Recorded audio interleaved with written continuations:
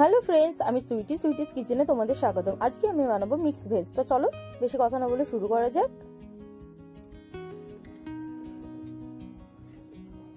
তো mix veg করার জন্য এখানে আমি কিছু সবজি, এখানে আলু নিয়েছি, আলুগুলোকে ছিলে আমি ধুয়ে নিয়েছি, পটল, কুমড়ো নিয়েছি, গাজর নিয়েছি, একটা শিম নিয়েছি, একটা বেগুন নিয়েছি আর কিছুটা পরিমাণে বরবটি। তো সবজিগুলোকে কেটে নেবো।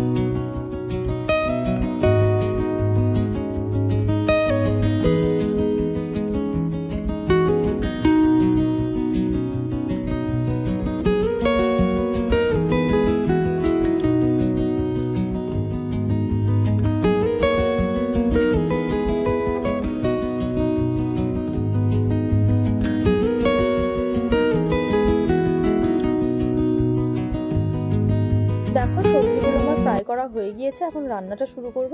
সেই জন্য এখানে আমি পরিমাণ মতো সরিষার তেল দিলাম আর কিছুটা পরিমাণে গোটা জিরে দিলাম। জিরেগুলোকে ভালোভাবে রোস্ট করে নিলাম। তারপরে এতে দুটো শুকনো লঙ্কা আর কিছুটা গরম মশলা অ্যাড করলাম, যেমন দুটো এলাচ দিয়েছি, একটা তেজপাতা আর কিছুটা পরিমাণে দারুচিনি কাঠ দিয়েছি। তারপর ওইগুলোকে রোস্ট করার পরে আমি পরিমাণ মতো পেঁয়াজ দিয়ে দিলাম আর পেঁয়াজগুলোকে হালকা লাল লাল করে ফ্রাই করার পরে এখানে আমি 4টে কাঁচা লঙ্কাকে চিড়ে দিয়ে দিলাম। এই সবগুলোকে খুব ভালোভাবে একটু রোস্ট করে নেব আর রোস্ট করার পরে যে মশলাগুলো আছে সেগুলো দিয়ে, যেমন আমি এতে আদা রসুনের পেস্ট দিচ্ছি পরিমাণ মতো, আর এটাকেও একটু ভালোভাবে রোস্ট করে নিতে হবে যাতে এর মধ্যে কোনো রকম কাঁচা গন্ধ না থাকে।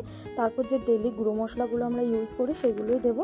এতে যেমন আমি পরিমাণ মতো হলুদ দিয়েছি, লাল লঙ্কার গুঁড়ো দিয়েছি, ধনে গুঁড়ো আর জিরে গুঁড়ো, এই সবগুলোকে ভালোভাবে মিক্স করে নিয়েছি আর কিছুটা পরিমাণে জল দিয়ে দিয়েছি মশলাটাকে কষানোর জন্য। এখন মশলাটা ফুটে উঠেছে, দেখতেই পাচ্ছ মশলাটা খুব সুন্দরভাবে কষিয়ে নিয়েছি আমি একটু সময় ধরে। তো মশলার মধ্যে যেই আমি সবজিগুলোকে ফ্রাই করে রেখেছিলাম সেই সবজিগুলো দিয়ে দিলাম। সবজিগুলো দিয়ে খুব ভালোভাবে নাড়াচাড়া করে মিক্স করে নিলাম মশলার সাথে। এখন কিছুক্ষণ পরিমাণে আমি এইভাবে কষে যাব আর কষার পরে এটাকে ঢাকনা বন্ধ করে কিছুক্ষণ কুক করে নেব। তো ভালোভাবে কষা হয়ে গিয়েছে, এতে আমি পরিমাণ মতো জল দিয়েছি আর জলটা চেষ্টা করবেন একটু গরম দেওয়ারই, গরম দিলে খুব ভালো হয় টেস্টটা। আমিও গরম জলে দিয়েছিলাম, দিয়ে ঢেকে 10 মিনিট মতো আমি কুক করে নিয়েছি। তারপর একটু নাড়াচাড়া করে নিয়ে আবারও ঢেকে 5 মিনিট কুক করে নিলাম। দেখো আমার সবজি কিন্তু প্রায় রেডি, দেখতে পাচ্ছ কত সুন্দর হয়েছে দেখতে, কালারটাও খুব সুন্দর হয়েছে। তো তোমরা এইভাবে কিন্তু একদিন বাড়িতে তৈরি করতে পারো মিক্স ভেজ। আমি তো কোনো অনুষ্ঠান বাড়ি গেলে এই রেসিপিটাই বেশি করে খুঁজি আর বেশি করে পছন্দ করি, বাড়িতেও মাঝে মধ্যে বানিয়ে খাই। তোমাদেরও যদি এটা পছন্দের হয়ে থাকে তাহলে বাড়িতে একদিন এইভাবে বানিয়ে খাও আর কেমন হয়েছে কমেন্টের মাধ্যমে জানিও। দেখা হচ্ছে নতুন একটি রেসিপি নিয়ে। Thanks for watching.